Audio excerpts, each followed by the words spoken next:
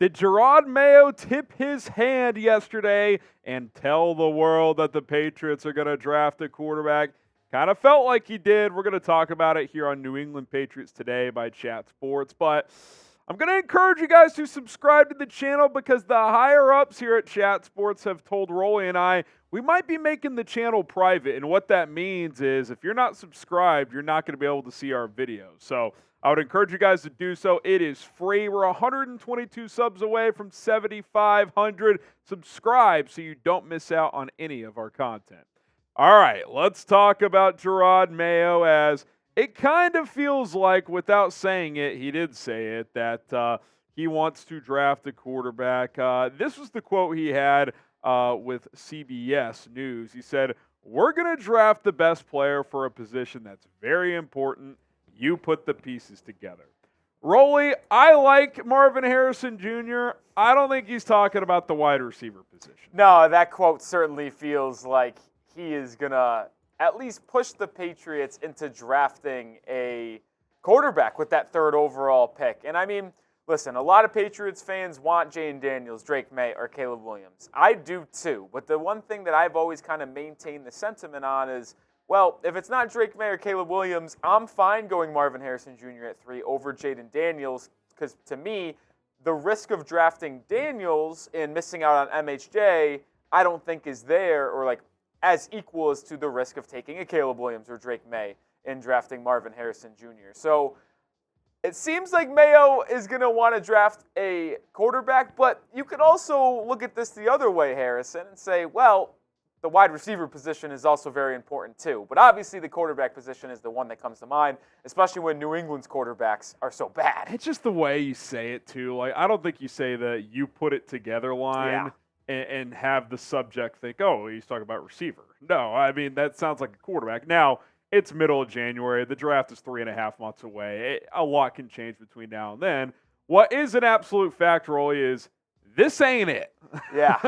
There's no way they roll into the next season with these three being your quarterbacks. I would expect Mac Jones to be traded somewhere, whether it be probably just for a 7th rounder or maybe a pick swap. Maybe you could coax like a 6th or 5th. I mean, listen, Trey Lance went for, what was it, a 3rd, Harrison? Lance went for a 4th to Dallas. And, you know, Mac Jones has played some good football in the NFL, so I don't think you'll get a 4th. I think that was an overpay by Dallas, but I think a 5th or a 6th is possible. Yeah, and listen, so you're going to add to someone, whether it be through free agency, which we will show some of the top free agent quarterbacks here in free agency in just a bit, but it feels like it's definitely going to be through the draft, whether they add someone at that 3rd overall pick, they trade up potentially, or maybe they just go in the 2nd round and take someone like a Spencer Rattler. Penix is there. You guys know my feelings on Bo Nix if you watched yesterday's video. So there's definitely going to be an addition of quarterback to this room, probably replacing Mac Jones. I expect Bailey Zappi to be the backup in New England next season. You just wonder, Rolly, before we get to this question, is the fact that Jerod Mayo might be thinking, okay, sure, we could get MHJ and get a quarterback in the future, but I don't plan on being drafting this high ever again as long as I'm the head coach. He might look at this as too good of an opportunity and say, hey, even if that means we have to trade up a spot or two, like this feels like the time to get our next quarterback. So I would not be surprised if the Patriots moved up a spot. So what say you? Will the Patriots draft a quarterback in the 1st round? Type Y for yes, or you can type in for no. This will be the pinned comment on today's episode. So if you get hit with that ad break, go ahead and reply with the yes or no, and then we'll continue the video. Now, if they do decide to draft MHJ and go the bridge quarterback route, obviously Kirk Cousins, Ryan Tannehill, Baker Mayfield, Jacoby Brissett. Obviously Cousins is still a high-level starter. The other guys are more in that bridge category. Although Mayfield kind of feels like the Bucs end up re-signing him here, Rolly. Obviously the wild card, too, is Russell Wilson. He's not a free agent right now, but if Denver ends up cutting ties there, he could be an option as well. Yeah, I mean, you look at these 4 quarterbacks, and listen, I think if Kirk Cousins was available, I would sign him. If you wanted to go that route and draft Marvin Harrison Jr. at 3, I think I'm cool with that. But when you look at the rest of the quarterbacks in free agency, I don't think any of them are worth signing.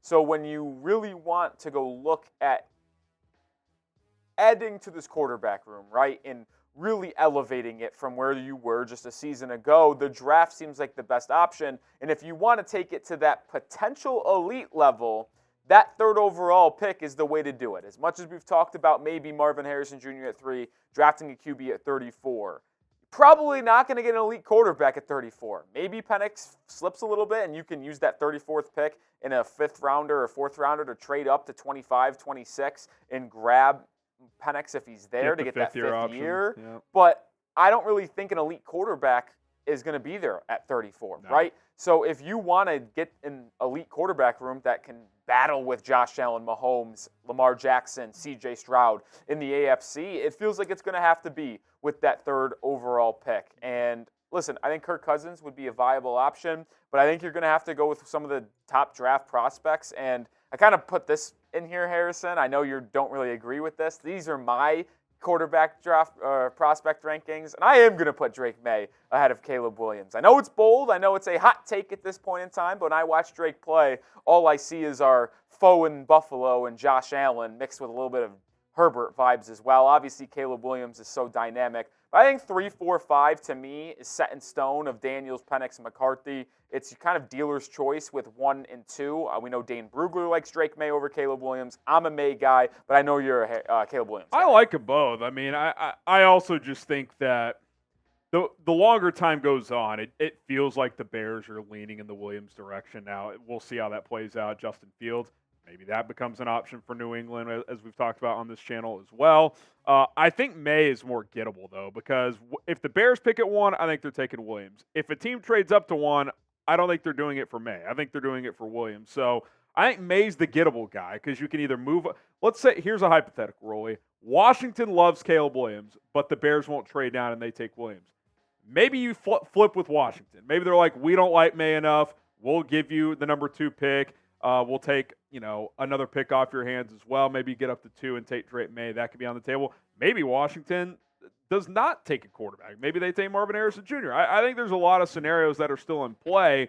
But I think for New England, Maye and Daniels are the 2 realistic guys because I think unless New England trades up to number 1 with Chicago, Williams is not going to be in play for them. So I think you got to be thinking Drake Maye and Daniels. And in your case, where you like Maye better, well, I think that's a good thing because he's more gettable, in my opinion, if I'm being completely honest. Yeah, and I actually wouldn't rule out the possibility of Washington holding firm at 2 if Chicago takes the number 1 pick, and it is Caleb Williams.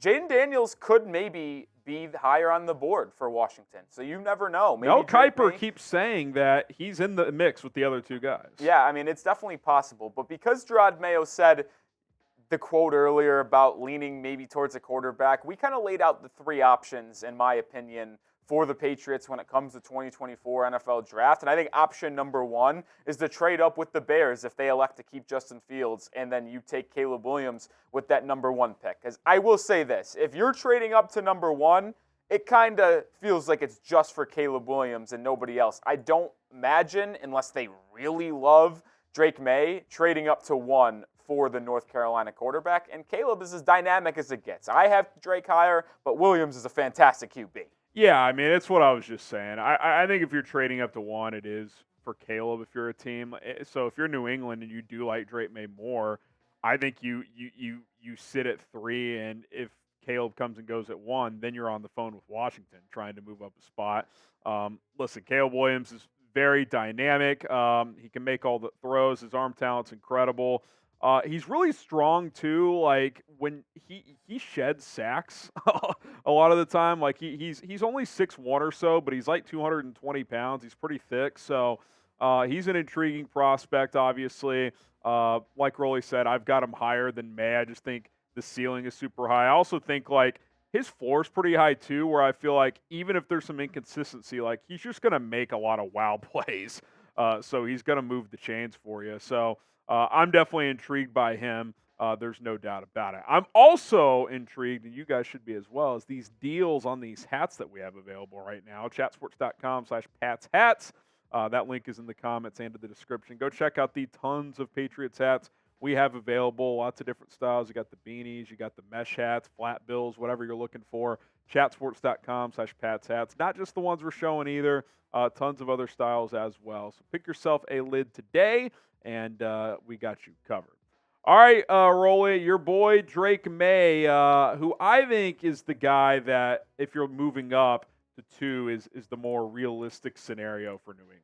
Yeah, I think in this option, you can argue that this is the one where you just kind of hold firm at 3 and hope, right? Maybe the Bears do trade back. They keep Fields. Washington really likes Caleb Williams, which it's been reported that they love him. He's from the D.C. area, so it would make sense to try to keep the hometown kid in Washington, especially if you do have him as your clear-cut number 1 guy and you want him to be the franchise quarterback. They trade from 2 to 1 to ensure that.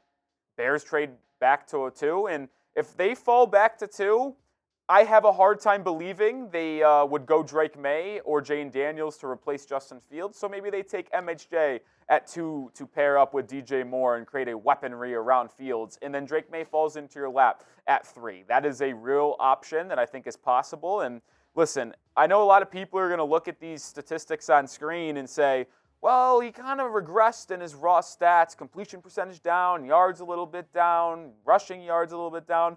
But to me, I really think this is a product of everything around him, right? Like, he lost an NFL caliber wide receiver in Josh Downs. O-line really struggled. They actually relied on the run game way more than you would think this year as well. Amarian Hampton was fantastic for the Tar Heels. He actually finished second in the country for the nation's top back to Ollie Gordon at Oklahoma State. So they had a really good rushing attack, and when you just watch the film on Drake Maye, he's a film guy. He can make every throw on the field. He's probably the best thrower of the football between the hashes. He is just a magician throwing the ball over the middle of the field. He throws it with great velocity, but he also has the touch. He's 6'5", 230. Mentioned it earlier, but when I watch Drake play, all I think about is Josh Allen, the way he's able to scramble, not afraid to absorb contact, and just make some wow and ridiculous throws. I think the nice thing about both Maye and Williams, Rolly, is I think they both translate to being cold weather guys. And what I mean is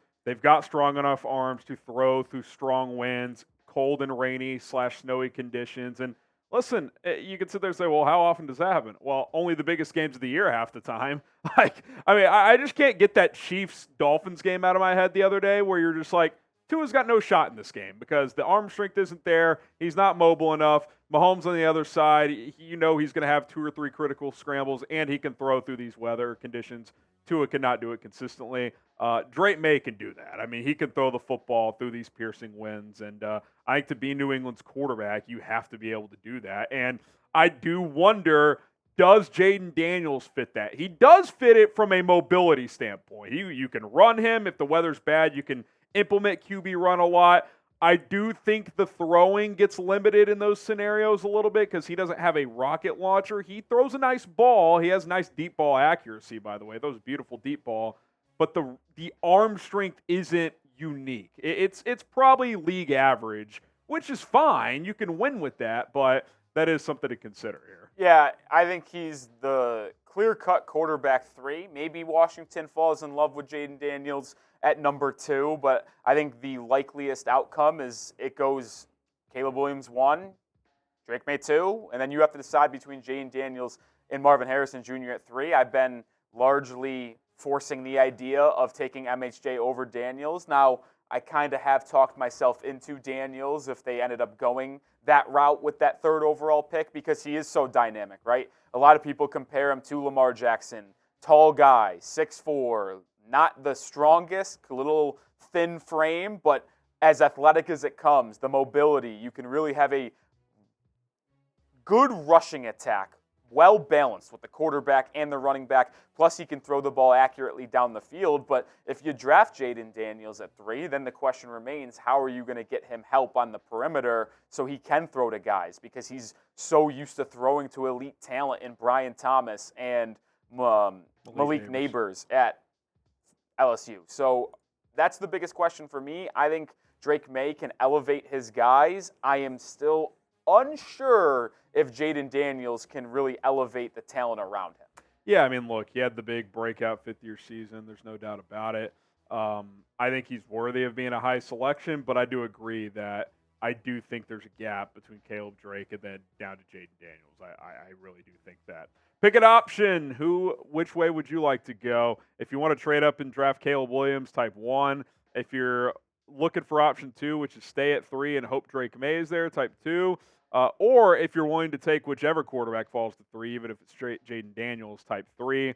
I think they're all good options. I think the third one is probably the most likely, but also the most make yourself think about it option, because Marvin Harrison Jr. is such a safe pick there if you decide to go that route. So let us know 1, 2, or 3 as we cycle through those options. And look, things are going to change. Combine, draft visits, medical reports that come out, all kinds of stuff that could occur between now and the NFL Draft. All I can tell you is we're going to cover it all. Don't forget to subscribe. We might be going private, subscriber-only mode. Don't miss out on our videos. We'll see you guys next time on Patriots Today.